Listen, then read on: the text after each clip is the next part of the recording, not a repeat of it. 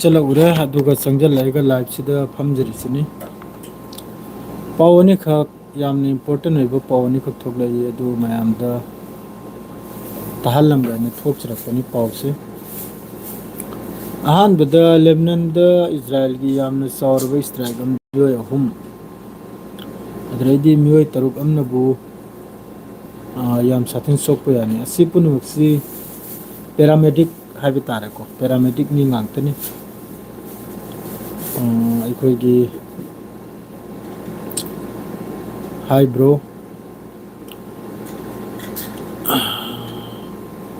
ꯐꯥꯔꯃꯥꯁꯤꯒꯨꯝꯕꯒ ꯃꯔꯤ ꯂꯩꯅꯕ ꯍꯣꯁꯄꯤꯇꯥꯜꯒꯨꯝꯕꯒ ꯃꯔꯤ ꯂꯩꯅꯕ ꯃꯈꯣꯏ ꯑꯍꯨꯝꯅꯤ ꯂꯦꯕꯅꯟ ꯃꯅꯨꯡꯗ ꯁꯍꯤꯠ ꯑꯣꯏꯔꯤꯁꯦ ꯑꯗꯨꯗꯩꯗꯤ ꯁꯣꯝꯗꯅ ꯃꯈꯥ ꯇꯥꯕꯅꯕꯨ ꯁꯤꯁꯄꯤꯌꯥꯔꯁꯤ ꯇꯧꯍꯟꯕꯒꯤ ꯌꯥꯝꯅ ꯀꯟꯅ ꯀꯩꯅꯣꯝ ꯇꯧꯔꯤꯕꯅꯤ ꯍꯧꯖꯤꯛꯇꯅꯤ ꯄꯥꯀꯤꯁꯇꯥꯟꯒꯤ ꯃꯈꯣꯏꯒꯤ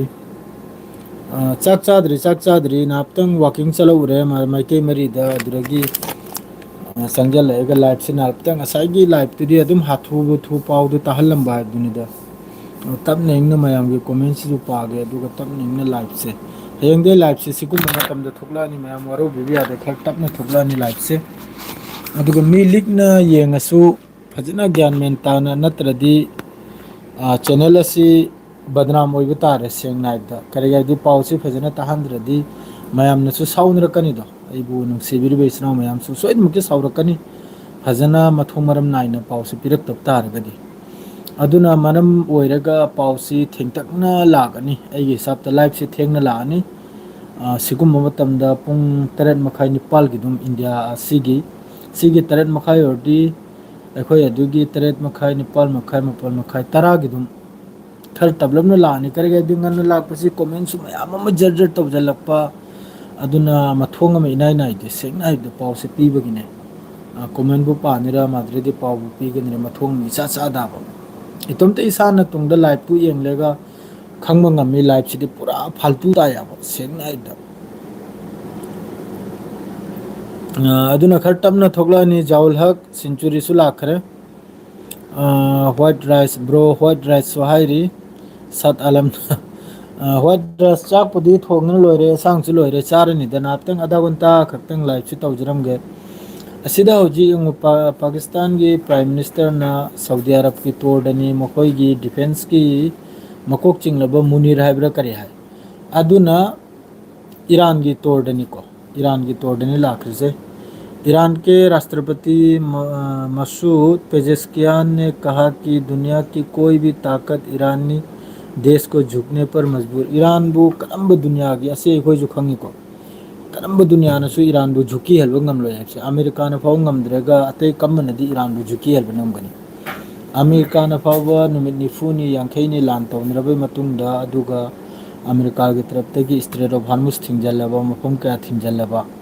असी पुनमगी मतुंगदा फावबा ईरान सी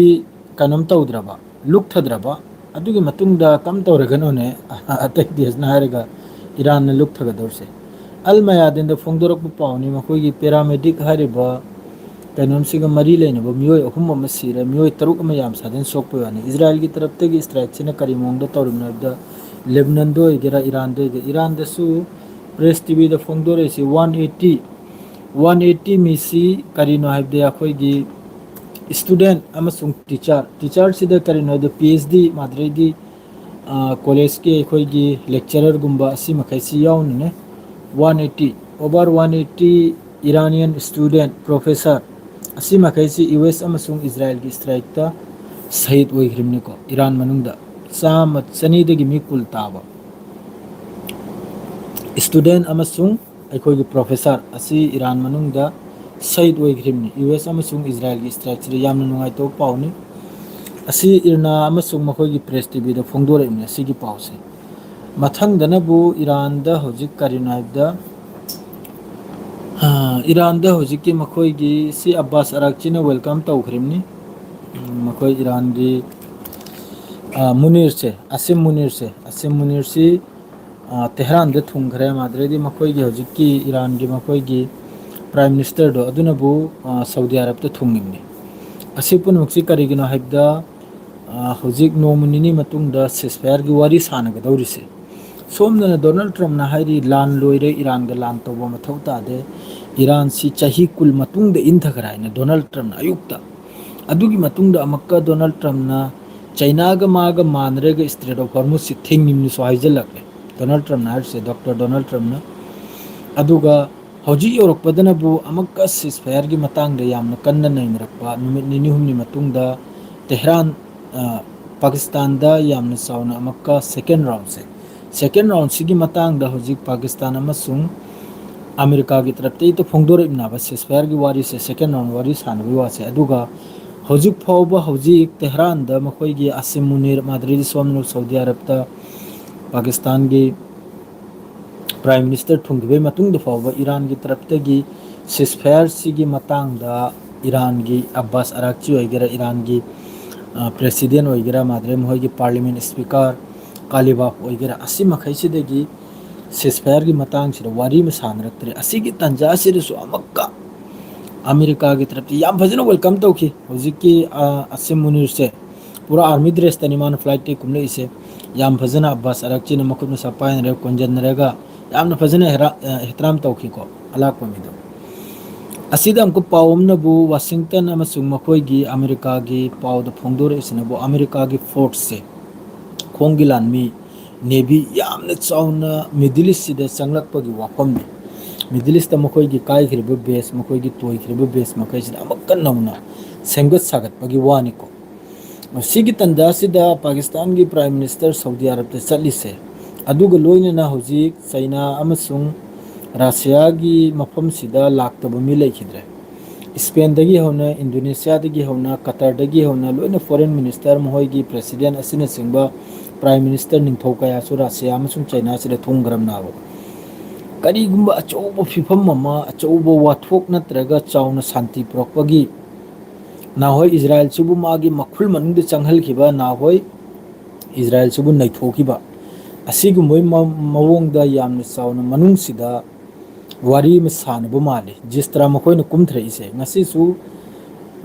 ꯒꯖꯥꯗ ꯃꯤꯑꯣꯏ ꯅꯤꯄꯥꯜꯅꯤ 24 ꯑꯋꯥꯔꯁꯤꯗ ꯃꯤꯑꯣꯏ ꯅꯤꯄꯥꯜꯅꯤ ꯁꯍꯤद ꯑꯣꯏꯔꯤꯁꯦ ꯏꯖꯔꯥꯌꯦꯜꯒꯤ ꯏꯁꯇ꯭ꯔꯥꯏꯛꯇ ꯑꯗꯩꯗꯤ ꯑꯃꯦꯔꯤꯀꯥꯒꯤ ꯇꯔꯞꯇꯒꯤ ꯃꯈꯣꯏꯅ ꯍꯧꯖꯤꯛ ꯑꯦꯛꯁꯦꯞ ꯇꯧꯔꯛꯈꯔꯦ ꯃꯈꯣꯏꯒꯤ 9 ꯑꯦꯄ꯭ꯔꯤꯜꯗ ꯑꯁꯤ ꯉꯁꯤꯇ ꯃꯈꯣꯏꯅ ꯑꯦꯛꯁꯦꯞ ꯇꯧꯔꯛꯏꯕꯅꯤ MQ-4C ꯍꯥꯏꯔꯤꯕ ꯇ꯭ꯔꯥꯏꯇꯟ ꯃꯈꯣꯏꯒꯤ ꯗ꯭ꯔꯣꯟ ꯑꯁꯦ ꯌꯥꯝꯅ ꯇꯥꯡꯈ꯭ꯔꯕ ꯗ꯭ꯔꯣꯟꯅꯤ 238 ꯃꯤꯂꯤꯌꯟꯅ ꯀꯩꯅꯣ ꯇꯥꯕ ꯗ꯭ꯔꯣꯟꯅꯤ ꯑꯗꯨꯁꯨ ꯏꯔꯥꯟꯒꯤ ꯇꯔꯞꯇꯒꯤ ꯄꯥꯔꯁꯤꯌꯟ ꯒꯜꯐ ꯑꯩꯈꯣꯏꯒꯤ ꯑꯁꯤꯗ ꯀ꯭ꯔꯦꯁ ꯑꯣꯏꯕꯒꯤ ꯋꯥꯅꯤ ꯏꯔꯥꯟꯒꯤ ꯇꯔꯞꯇꯒꯤ ꯏꯟꯇꯔꯁꯦꯞ ꯇꯧꯔꯒ ꯂꯧꯊꯕꯒꯤ ꯋꯥꯅꯕ ꯑꯁꯤꯒꯨꯝꯕ ꯗ꯭ꯔꯣꯟꯁꯦ MQ-4C ꯍꯥꯏꯔꯤꯁꯦ ꯇ꯭ꯔꯥꯏꯇꯟ ꯑꯁꯤ ꯌꯥꯝꯅ ꯃꯇꯤꯛ ꯃꯒꯨꯟ ꯂꯩꯈ꯭ꯔꯕ ꯌꯥꯝꯅ ꯇꯥꯡꯈ꯭ꯔꯕ ꯗ꯭ꯔꯣꯟ ꯑꯃꯅꯦꯕ ꯑꯁꯤꯁꯨ ꯍꯧꯖꯤꯛꯇ ꯑꯃꯦꯔꯤꯀꯥꯒꯤ ꯇꯔꯞꯇꯒꯤ ꯑꯦꯛꯁꯦꯞ ꯇꯧꯔꯛꯏꯕꯅꯤ 9 ꯑꯦꯄ꯭ꯔꯤꯜꯗ ꯒꯜꯐ ꯔꯤꯖꯟꯗ ꯄꯥꯔꯁꯤꯌꯟ ꯒꯜꯐ ꯔꯤꯖꯟꯗ ꯃꯁꯤ ꯀ꯭ꯔꯦꯁ ꯑꯣꯏꯈꯤꯕꯅꯤ ꯑꯁꯤꯒꯤ ꯗ꯭ꯔꯣꯟ ꯑꯁꯦ ꯑꯗꯨ ꯉꯁꯤꯇ ꯐꯣꯡꯗꯣꯔꯛꯏ ꯑꯗꯨꯒ ꯁꯣꯝꯗ ꯖꯤꯁꯇ꯭ꯔꯥ ꯑꯃꯦꯔꯤꯀꯥꯅ ꯆꯥꯜ ꯇꯧꯔꯤꯁꯦ ꯃꯅꯨꯡꯗ ꯀꯔꯤꯒꯨꯝꯕ ꯏꯔꯥꯟꯒꯤ ꯃꯊꯛꯁꯤꯗ ꯆꯥꯎꯅ ꯂꯥꯟ ꯇꯧꯒꯗꯧꯔꯤꯕ꯭ꯔꯥ ꯑꯗꯨꯒ ꯍꯧꯖꯤꯛ ꯏꯖꯔꯥꯌꯦꯜꯒꯤ ꯑꯦꯒꯦꯟꯁꯇ ꯑꯣꯏꯒꯦꯔꯥ ꯑꯃꯦꯔꯤꯀꯥꯒꯤ ꯑꯦꯒꯦꯟꯁꯇ ꯑꯣꯏꯒꯦꯔꯥ ꯇꯨꯔꯀꯤꯁꯨ ꯌꯥꯝꯅ ꯀꯟꯅ ꯈꯣꯜꯂꯥꯎ ꯑꯃ ꯂꯥꯎꯈꯠꯂꯛꯏꯀꯣ ꯁꯤꯒꯤ ꯇꯥꯟꯖꯥꯁꯤꯗ ꯑꯁꯤꯗ ꯑꯩꯈꯣꯏ ꯏꯟꯗꯤꯌꯥꯒꯤ ꯃꯤꯗꯤꯌꯥ ꯃꯈꯩꯁꯨ ꯅꯨꯡꯉꯥꯏꯇꯦ ꯀꯔꯤꯒꯤꯗꯤ ꯑꯃꯨꯛꯀ ꯄꯥꯀꯤꯁꯇꯥꯟꯗ ꯃꯤꯐꯝ ꯑꯃ ꯐꯝꯈꯤꯗꯧꯔꯦ ꯍꯥꯏꯅ ꯁꯣꯝꯗꯅ ꯆꯩꯅꯥꯅ ꯑꯔꯨꯅꯥꯆꯜ ꯄ꯭ꯔꯗꯦꯁꯁꯤ ꯊꯥꯗꯣꯛꯑꯣ ꯍꯥꯏꯅ ꯍꯥꯏꯖꯜꯂꯛꯂꯦ ꯍꯧꯖꯤꯛꯀꯤ ꯃꯇꯥꯡꯁꯤꯗ ꯋꯥꯂꯩꯀꯨꯝ ꯑꯁꯁꯂꯥꯝ ꯍꯥꯏ ꯀꯝ ꯇꯧꯅꯔꯤꯒꯦ ꯃꯌꯥꯝ ꯅꯨꯡꯉꯥꯏꯅꯔꯤꯕ꯭ꯔꯣ ꯃꯤꯅꯤꯀꯥ ꯃꯗ꯭ꯔꯩꯗꯤ ꯁꯂꯥꯝ 7S ꯋꯥꯂꯩꯀꯨꯝ ꯑꯁꯁꯂꯥꯝ ꯁꯨꯔꯤꯌꯥ ꯃꯪꯒꯜ ꯍꯥꯏ ꯑꯗꯩ ꯕ꯭ꯔꯣꯒꯤ ꯂꯥꯏꯚ ꯌꯦꯡꯉꯤ ꯐꯥꯔꯁ ꯑꯦꯛꯁꯄꯦꯔꯤꯃꯦꯟꯠ ꯊꯦꯡꯀ꯭ꯌꯨ ꯏꯁꯥꯠ ꯖꯦꯍꯦꯟ ꯂꯥꯏꯚꯁꯤ ꯈꯔ ꯊꯦꯡꯅ ꯊꯣꯛꯂꯛꯄꯅ ꯐꯔꯅꯤ ꯈꯔ ꯉꯜꯂꯒꯅꯕꯨ ꯌꯦꯠꯇ ꯆꯟꯅꯔꯦ ꯈꯪꯉꯤꯕ꯭ꯔꯅꯤ ꯆꯪꯂꯛꯄꯒ ꯖꯁꯥꯃꯤꯁꯨ ꯄꯥꯎꯁꯦ ꯊꯨꯅ ꯇꯥꯅꯤꯡꯉꯤꯗꯅ ꯑꯗꯨꯅ ꯃꯊꯣꯡ ꯃꯔꯝ ꯏꯅꯥꯏ ꯅꯥꯏꯍꯧꯗꯦ ꯄꯥꯎ ꯃꯈꯩꯁꯦ ꯏꯁꯇ꯭ꯔꯦꯠ ꯑꯣꯐ ꯍꯥꯔꯃꯨꯁꯇꯁꯨ ꯉꯁꯤ 24 ꯑꯋꯥꯔꯁꯤꯗ ꯖꯍꯥꯖ 9-10 ꯄꯥꯔ ꯑꯣꯏꯕꯒꯤ ꯀ꯭ꯔꯣꯁ ꯑꯣꯏꯕꯒꯤ ꯋꯥꯅꯤꯀꯣ ꯃꯁꯤꯗ ꯑꯩꯈꯣꯏꯒꯤ ꯏꯔꯥꯟꯒꯤ ꯖꯍꯥꯖꯁꯨ ꯌꯥꯎꯔꯦ ꯑꯗꯩꯗꯤ ꯔꯥꯁꯤꯌꯥꯒꯤ ꯖꯍꯥꯖꯁꯨ ꯌꯥꯎꯔꯦꯀꯣ ꯑꯗꯨ ꯏꯁꯇ꯭ꯔꯦꯠ ꯑꯣꯐ ꯍꯥꯔꯃꯨꯁ ꯕꯟ ꯇꯧꯏ ꯍꯥꯏꯅ ꯗꯣꯅꯥꯜड ꯇ꯭ꯔꯝꯞꯅ ꯍꯥꯏꯔꯤꯁꯤ ꯀꯗꯥꯏꯗ ꯕꯟ ꯇꯧꯔꯤꯅꯣ ꯍꯧꯖꯤꯛꯐꯥꯎ ꯈꯪꯗꯦ ꯀꯗꯥꯏꯗꯅꯣ ꯃꯈꯣꯏꯅ ꯕꯟ ꯇꯧꯔꯤꯁꯦ ꯑꯗꯨꯗꯩꯗꯤ ꯍꯧꯖꯤꯛ ꯏꯔꯥꯟꯒꯤ ꯃꯥꯏꯀꯩꯗ ꯌꯥꯝꯅ ꯂꯥꯛꯈ꯭ꯔꯦ ꯗꯦꯁꯁꯦ ꯏꯟꯗꯣꯅꯦꯁꯤꯌꯥ ꯁ꯭ꯄꯦꯟ ꯃꯥꯗꯩ ꯖꯔꯃꯟ ꯐ꯭ꯔꯥꯟꯁ ꯏꯠꯂꯤ ꯑꯁꯤ ꯃꯈꯩꯁꯤ ꯂꯣꯏꯅ ꯏꯔꯥꯟꯒꯤ ꯃꯤꯆꯪꯗꯅꯤ ꯍꯧꯖꯤꯛ ꯀꯔꯤꯒꯤ ꯍꯥꯏꯕꯗꯤ ꯏꯁꯇ꯭ꯔꯦꯠ ꯑꯣꯐ ꯍꯥꯔꯃꯨꯁꯁꯤ ꯊꯤꯡꯕꯅ ꯃꯈꯣꯏꯒꯤꯗꯁꯨ ꯌꯥꯝ ꯁꯥꯊꯤꯅ ꯊꯥꯎ ꯇꯦꯜ ꯑꯃꯁꯦ ꯌꯥꯝ ꯁꯥꯊꯤꯅ ꯇꯥꯡꯉꯤꯕꯅꯥꯕ ꯑꯗꯨꯅ ꯏꯔꯥꯟꯒꯤ ꯆꯩꯅꯥꯒꯤ ꯃꯃꯩ ꯄꯥꯏꯗꯕ ꯌꯥꯗꯦ ꯂꯣꯏꯅ ꯑꯁꯤꯗ ꯑꯩꯈꯣꯏꯒꯤ ꯃꯨꯂꯨꯛꯁꯤꯁꯨ ꯑꯩꯈꯣꯏꯅ ꯂꯩꯔꯤꯕ ꯗꯦꯁ ꯑꯩꯁꯨ ꯈꯖꯤꯛꯇꯪ ꯃꯃꯩꯁꯦ ꯄꯥꯏꯖꯍꯧꯔꯒꯗꯤ ꯌꯥꯝꯅ ꯐꯒꯅꯤ ꯃꯗꯨꯗꯩꯗꯤ ꯍꯧꯖꯤꯛ ꯇꯨꯔꯀꯤꯗ ꯉꯁꯤ ꯅꯨꯃꯤꯠ ꯅꯤꯅꯤ ꯃꯃꯥꯡꯒꯤ ꯋꯥꯅꯤꯀꯣ ꯇꯨꯔꯀꯤꯗ ꯃꯁꯛ ꯈꯪꯗꯕ ꯃꯤꯑꯣꯏ ꯑꯃꯈꯛꯅ ꯆꯪꯁꯤꯜꯂꯒ ꯁ꯭ꯀꯨꯜ ꯑꯃꯗ ꯅꯥꯏꯟ ꯄꯤꯄꯜ ꯀꯤꯂꯦꯠ ꯍꯥꯏꯔꯤꯀꯣ ꯇꯨꯔꯀꯤꯗ ꯁꯦꯀꯦꯟ ꯁ꯭ꯀꯨꯜ ꯁꯨꯇꯤꯡ ꯏꯟ 2 days 2 days ꯅꯥꯏꯟ ꯃꯤꯑꯣꯏ ꯃꯥꯄꯜ ꯇꯨꯔꯀꯤꯗ ꯁꯤꯕꯒꯤ ꯋꯥꯅꯤ ꯍꯊꯤꯌꯥꯔ ꯄꯥꯏꯕ ꯈꯨꯠꯁꯨ ꯈꯨꯠꯂꯥꯏ ꯄꯥꯏꯕ ꯑꯃꯅ ꯆꯪꯁꯤꯜꯂꯛꯂꯒ ꯀꯥꯞꯊꯣꯛ ꯀꯥꯞꯁꯤꯟꯂꯝꯕ ꯑꯗꯨꯗꯩꯗꯤ ꯁꯣꯝꯗꯅ ꯑꯃꯨꯛꯀ ꯍꯥꯏꯔꯤꯁꯤꯅꯕꯨ US sending 10,000 more troops in Middle East Iran ꯁꯤꯁꯐꯤꯌꯥꯔꯒꯤ ꯃꯇꯥꯡꯁꯤꯗ US ꯀꯤ ꯇꯔꯞꯇꯒꯤ ꯑꯃꯨꯛꯀ 10,000 ꯁꯤ ꯍꯦꯗꯂꯥꯏꯟꯅꯤꯀꯣ ꯍꯧꯖꯤꯛꯀꯤ 10,000 ꯇ꯭ꯔꯣꯞꯁ ꯊꯥꯔꯛꯄꯒꯤ ꯋꯥꯅꯤ ꯍꯧꯖꯤꯛ ꯑꯜ ꯖꯖꯤꯔꯥꯗ ꯕ꯭ꯔꯦꯛ ꯑꯣꯏꯔꯤꯕ ꯄꯥꯎꯁꯦ ꯁꯤꯁꯐꯤꯌꯥꯔꯒꯤ ꯃꯔꯛꯁꯤꯗ ꯑꯃꯦꯔꯤꯀꯥꯒꯤ ꯇꯔꯞꯇꯒꯤ ꯂꯥꯟꯃꯤ 10,000 ꯃꯤꯗꯜ ꯏꯁꯇ ꯊꯥꯔꯛꯄꯒꯤ ꯋꯥꯅꯤ ꯑꯁꯤꯅꯤ ꯑꯩꯅ ꯈꯜꯂꯤꯁꯦ ꯑꯃꯦꯔꯤꯀꯥꯒꯤ ꯀꯔꯤꯒꯨꯝꯕ ꯗꯣꯅꯥꯜड ꯇ꯭ꯔꯝꯞꯗꯤ ꯁꯨꯝ ꯇꯧꯔꯝꯃꯒ ꯍꯦꯛꯇ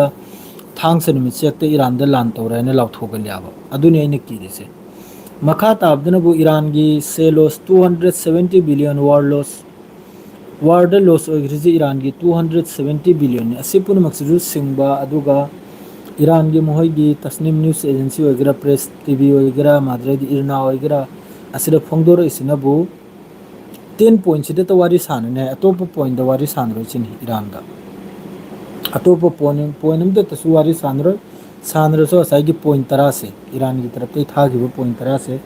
ꯑꯁꯤꯗ ꯋꯥꯔꯤ ꯁꯥꯟꯅꯕ ꯑꯁꯤꯗ ꯁꯤꯁꯐꯥꯌꯔ ꯇꯧꯕ ꯔꯁꯤꯌꯥ ꯑꯃꯁꯨꯡ ꯌꯨꯀ꯭ꯔꯦꯟꯒꯤꯁꯤꯗ ꯑꯔꯥꯡ ꯌꯨꯀ꯭ꯔꯦꯟꯒꯤ ꯄꯥꯎ ꯑꯃ ꯊꯣꯛꯂꯛꯏ ꯃꯈꯣꯏꯒꯤ ꯔꯣꯕꯣꯠꯅ ꯔꯁꯤꯌꯥꯒꯤ ꯂꯥꯟꯃꯤ ꯐꯥꯕꯒꯤ ꯄꯥꯎꯅꯤ ꯉꯁꯤꯗꯤ ꯍꯧꯖꯤꯛ ꯐꯥꯎꯗ ꯀꯔꯤꯝꯇ ꯊꯦꯡꯅꯕ ꯈꯣꯠꯅꯗꯕ ꯀꯔꯤꯝꯇ ꯂꯩꯇꯦ ꯌꯨꯀ꯭ꯔꯦꯟꯒꯤ ꯇꯔꯞꯇꯒꯤ ꯔꯁꯤꯌꯥꯅ ꯊꯥꯔꯛꯄ ꯗ꯭ꯔꯣꯟ ꯀꯌꯥ ꯑꯃ ꯃꯈꯣꯏꯒꯤ ꯍꯧꯖꯤꯛꯀꯤ ꯑꯅꯧꯕ ꯗ꯭ꯔꯣꯟ ꯏꯟꯇꯔꯁꯦꯞꯇꯔꯗꯣ ꯑꯗꯨꯅ ꯂꯧꯊꯣꯛꯄꯒꯤ ꯋꯥꯅꯤ ꯃꯗꯨꯗꯩꯗꯤ ꯁꯤꯗꯅ ꯑꯃꯨꯛꯀ ꯄꯥꯎꯁꯤꯁꯨ ꯑꯩꯅ ꯁꯥꯏꯠꯇ ꯊꯝꯈ꯭ꯔꯦ ꯔꯁꯤꯌꯥꯒꯤ ꯇꯔꯞꯇꯒꯤ ꯌꯥꯝꯅ ꯁꯥꯊꯤꯅ ꯗ꯭ꯔꯣꯟꯁꯤ ꯉꯁꯤ ꯀꯥꯞꯁꯤꯜꯂꯛꯄꯒꯤ ꯋꯥꯅꯤ ꯁꯤ ꯁꯥꯡꯂꯦꯗ ꯁꯤ ꯄꯥꯎꯁꯦ ꯍꯧꯖꯤꯛꯇ ꯃꯈꯣꯏ ꯍꯥꯟꯅꯒꯤ ꯄꯥꯎꯅꯤ ꯏꯇꯥꯎ ꯉꯁꯤꯒꯤ ꯀꯔꯤꯝꯇ ꯂꯩꯇꯦ ꯔꯁꯤꯌꯥꯒꯤ ꯇꯔꯞꯇꯒꯤ ꯀꯥꯞꯁꯤꯟ ꯊꯤꯟꯖꯤꯜꯂꯛꯄꯒꯤ ꯑꯗꯨꯅꯤ ꯏꯇꯥꯎꯁꯤꯡ ꯃꯗꯨꯗꯩꯗꯤ ꯁꯣꯝꯗꯅ ꯍꯧꯖꯤꯛ ꯃꯅꯤꯄꯨꯔꯒꯤ ꯄꯣꯁ ꯑꯃꯁꯨ ꯊꯦꯡꯅꯔꯝꯃꯤꯀꯣ ꯀꯨꯀꯤꯒꯤ ꯒꯥꯔꯤ ꯄꯨꯔꯒ ꯆꯦꯟꯕꯒꯤ ꯑꯗꯨꯗ ꯃꯩꯇꯩ ꯃꯆꯥ ꯑꯃꯈꯛꯅ ꯄꯣꯁ ꯑꯃ ꯇꯧꯕꯤ ꯋꯥꯔꯧ ꯌꯥꯎꯗꯦ ꯃꯩꯇꯩ ꯏꯆꯤꯟ ꯏꯅꯥꯎꯁꯤꯡ ꯑꯔꯣꯏꯕꯤꯗ ꯄꯥꯡꯒꯜꯗ ꯍꯦꯛꯇ ꯇꯥꯏꯅꯩ ꯍꯥꯏꯕꯁꯦ ꯑꯆꯨꯝꯕꯅꯤ ꯑꯗꯨꯗ ꯃꯥꯅ ꯄꯣꯁꯇꯨꯗ ꯏꯍꯧꯔꯤꯗꯨ ꯒꯥꯔꯤꯗꯨ ꯄꯥꯡꯒꯜꯒꯤ ꯅꯤꯍꯥꯏ ꯃꯗꯨ ꯃꯈꯥꯗ ꯀꯣꯃꯦꯟꯗ ꯌꯦꯡꯕꯤꯌꯨ ꯗꯤꯇꯦꯜꯁ ꯍꯥꯏꯅ ꯈꯔ ꯏꯔꯦ ꯍꯥꯏꯕꯅꯤ ꯒꯥꯔꯤꯁꯤꯒꯤ ꯑꯣꯅꯔꯁꯤꯗꯤ ꯉꯁꯤ ꯄꯥꯡꯒꯜꯅ ꯑꯣꯏꯔꯝꯃꯁꯨ ꯌꯥꯏ ꯃꯩꯇꯩꯅ ꯑꯣꯏꯔꯝꯃꯁꯨ ꯌꯥꯏ ꯑꯇꯣꯞꯄꯅ ꯂꯩꯈꯤꯕꯁꯨ ꯌꯥꯏꯑꯕ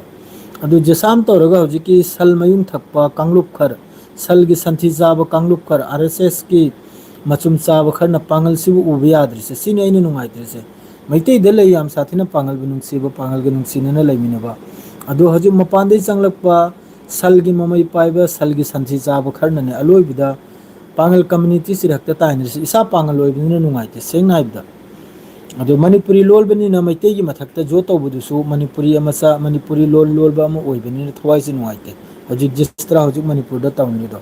ꯑꯗꯣ ꯑꯂꯣꯏꯕꯤꯗ ꯍꯦꯛꯇ ꯄꯥꯡꯒꯜꯒꯤ ꯃꯊꯛꯇ ꯇꯥꯏꯅꯔꯛꯄꯁꯦ ꯑꯁꯤꯒꯤꯁꯤ ꯑꯃꯨꯛꯇꯪ ꯃꯌꯥꯝ ꯀ꯭ꯂꯤꯌꯥꯔ ꯇꯧꯊꯣꯛꯄꯤꯌꯨ ꯄꯥꯡꯒꯜꯒꯤ ꯃꯊꯛꯇ ꯇꯥꯏꯅꯔꯗꯤ ꯏꯁꯥ ꯄꯥꯡꯒꯜꯅꯤꯅ ꯉꯥꯡꯂꯣꯏꯗꯕ ꯋꯥꯐꯝꯗꯨꯁꯨ ꯉꯥꯡꯅꯤꯡꯂꯛꯀꯅꯤ ꯁꯦꯡꯅ ꯍꯥꯏꯕꯗ ꯁꯥꯎꯔꯣꯏꯗꯕ ꯋꯥꯐꯝꯗꯨꯁꯨ ꯁꯥꯎꯅꯤꯡꯂꯛꯀꯅꯤ ꯍꯧꯖꯤꯛ ꯃꯥꯅ ꯄꯣꯁ ꯇꯧꯔꯛꯏꯗꯨ ꯃꯥꯒꯤ ꯄꯣꯁꯇꯣ ꯑꯩ ꯊꯦꯡꯅꯔꯝꯃꯤ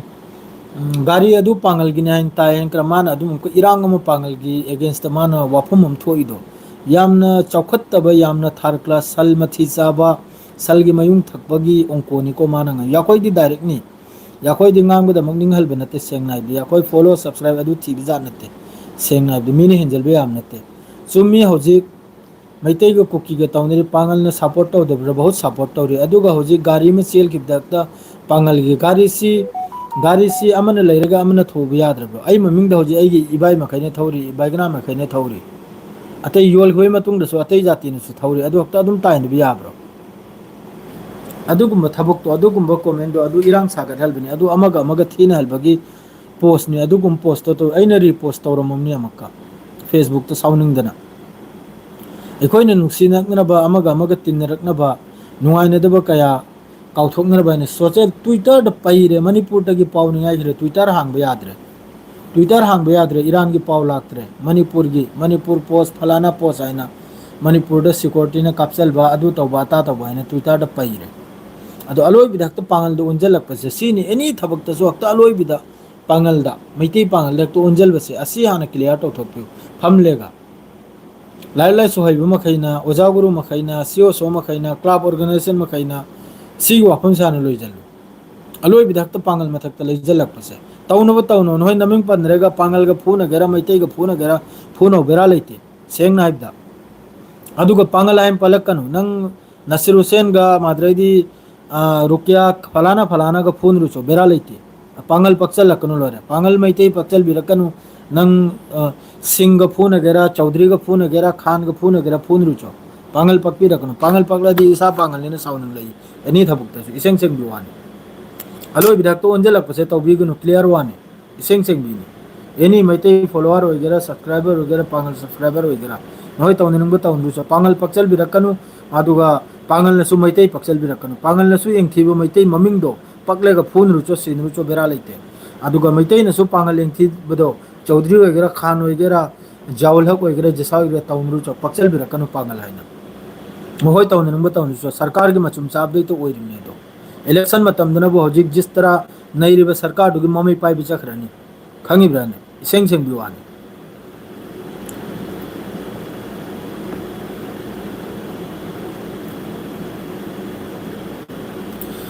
आइसु हिंदी गिसु हांगनी हिंदी गिसु हांगदबे यारोय करे बे अखोय गी लोन से मयामना खंगनद्रमनिना अयामबदा अखोयना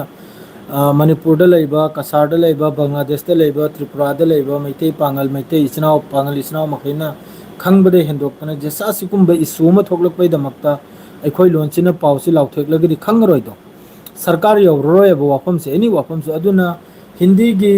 चैनल मचा मुक्तंगा हांगसरायना अदुम वाखल जे खल्लिम नाबने हाइबा है तब खर ngang bahora ni hindi sisu haibo di loina hairim ni ngang busu sakpasu adu khallim bro read my comment md firuzuddin karai na ki comment du lagte md firuzuddin lep roisi sai sahi bro read my comment एवं ma'am ने ngang no hingi do chummi marakta leiba अखोय पांगली सिनाव मैते सिनाव खर लेरमगनी मखोय की मरक्ता लेबा अदु मखै दुना इबो nganghning देदना request तौर इनि ए खंगी अदु सोय ज्ञान ताई करे अदु महोय मरक्ता सु चिंगमी मखै की मरक्ता सु कुकी की मरक्ता सु पांगल मैम ताब लेखरे अदुना अखोय ने nganglak पदुना मखोय दे खजितंग डिफेक्ट तो परी है ngang no थिंगलकने असि सोय ज्ञान ताई खंगी ब्रन अदु सुमीना अदु यामने हेंजल अदि कुकी वगैरह मैते वगैरह एनी कम्युनिटी वगैरह अखोयना लांदबदा लालबा अलालबा सकलादी अदु तुमिने लेबि याद्रे अदुगा मैते मथक्तसु मीना अलालबा हेंजलादी तुमिने लेबि याद्रे सेंगना द ngango मथौता अदुरा nganगद्रदी अखोयगी ईमानदा यामना कमजोरीनि ngango मथौता अचुंबसी फोंगदोकपो मथौता इतावमया सि ज्ञान ताबि अचुमराल से फोंगदोकपो मथौता जिसा थबुक्तसु अदुगनि मीना मसक खंगदौसे अदुना तबिदा मिचंग मिखाना रेगा nganगना तारेगदी मीना हाइगनी आम पांगल की मिसंग चंगी मैते की मिसंग चंग लोइदनिमि असेंबदो दंग दंग दंग दंग हाइगनिमि सुपी की रोइदनिमि सीबसी सुपी की रोइदनिमि ईरान न करिगनो सीब की दृश्य ईमान लेबिदो ईरान की असो असो लीडर मखै नजिक सिदोय बाय सईद उथोय बाय करिगनो ईमान दो कमजोर है जन्नत डायरेक्ट चखरनिने जन्नत यौग्रमनिने मखोय से सेंगना हाइबदा एमडी फिरोज खान नाहक की कनम से लागते कमेंट से लागते लादे ने पागनी अदुमना हिम्मत लेबा मथौता है याखोय से मुसलमान नि से कावरोइदनिमि अखोय पांगल से अखोय मैते पांगल से मुसलमान नि अल्लाह बो याबा बंदा ngang कुरान अमसुंग अल्लाह की रसूल अमसुंग कलिमा द ईमान पुरक्पो ngang से अखोय कावरोइदनिमि हमेशा सिदे अखोय लेइदनिमि अखोय से हक वा ngang निंग हलोइदनिमि अचुम वा ngang निंग हलोइदनिमि अचुम सिदोकपा अखोय से कीरोइदनिमि सिगदरु पुंसिनी हक सीखरदी जन्नत ओइखरमि अचुंबद थवाई कथोखरदी जन्नती ओइखरमि इचनावसिंग इसें क्लियर वानी सी अदु अलाल बिद मीन ngasi टॉप थारकनी लुक थनी हयंग टॉप थारकनी लुक थनी हयंग टॉप थार अलोय बिद लुक थबिगी हालत तै कोई सीखि दौरुमनि अदुना लुक थबै मतम लोइखरै ताउसि असिगी ईमान सी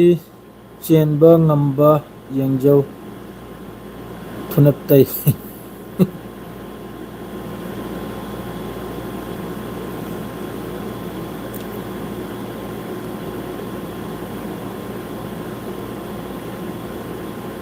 ꯀꯩꯅꯣ ꯏꯁ ꯈꯥꯟ ꯅꯪꯅ ꯉꯥꯡꯂꯤꯗꯣ ꯏꯔꯥꯟꯅ ꯀꯔꯤ ꯀꯔꯤ ꯉꯥꯡꯕꯅꯣ ꯉꯥꯡꯖꯅꯤꯗ ꯁꯦꯟꯆꯨꯔꯤ ꯃꯈꯣꯏ ꯃꯥꯟꯅꯔꯨꯅ ꯃꯔꯥꯏꯅ ꯉꯥꯡꯖꯅꯤ ꯑꯆꯨꯝꯕ ꯋꯥ ꯍꯥꯏꯕꯗ ꯀꯩꯅꯣꯝ ꯇꯧꯕꯁꯦ ꯈꯔ ꯑꯃꯁꯨ ꯂꯩꯕꯅꯤ ꯃꯌꯥꯝ ꯑꯃ ꯂꯩꯒꯗꯝ ꯐꯦꯁꯕꯨꯛꯇꯁꯨ ꯂꯩ ꯑꯆꯨꯝꯕ ꯋꯥ ꯍꯥꯏꯔꯒ ꯁꯥꯎꯅꯤꯡꯕ ꯑꯁꯦꯡꯕ ꯋꯥ ꯍꯥꯏꯔꯒ ꯑꯩ ꯃꯥꯒ ꯗꯨꯁꯃꯅꯤ ꯇꯧꯔꯨꯆꯣ ꯍꯥꯏꯔꯤꯕ ꯅꯠꯇꯦ ꯀꯨꯀꯤꯒ ꯊꯤꯅꯔꯨꯆꯣ ꯃꯩꯇꯩꯒ ꯊꯤꯅꯔꯨꯆꯣ ꯅꯥꯒꯥꯒ ꯊꯤꯅꯔꯨꯆꯣ ꯄꯥꯡꯒꯜꯒ ꯊꯤꯅꯔꯨꯆꯣ ꯍꯥꯏꯔꯤꯕ ꯅꯠꯇꯦ ꯑꯩꯅ ꯍꯥꯏꯔꯤꯁꯦ ꯑꯆꯨꯝꯕꯗꯨꯗ ꯉꯥꯡꯕ ꯇꯝꯃꯨ ꯍꯥꯏꯕꯅꯤ ꯑꯆꯨꯝꯕꯗꯨꯗ ꯃꯤꯒꯤ ꯃꯆꯨꯝ ꯄꯥꯏꯒꯅꯨ ꯃꯤꯒꯤ ꯃꯃꯩ ꯄꯥꯏꯒꯅꯨ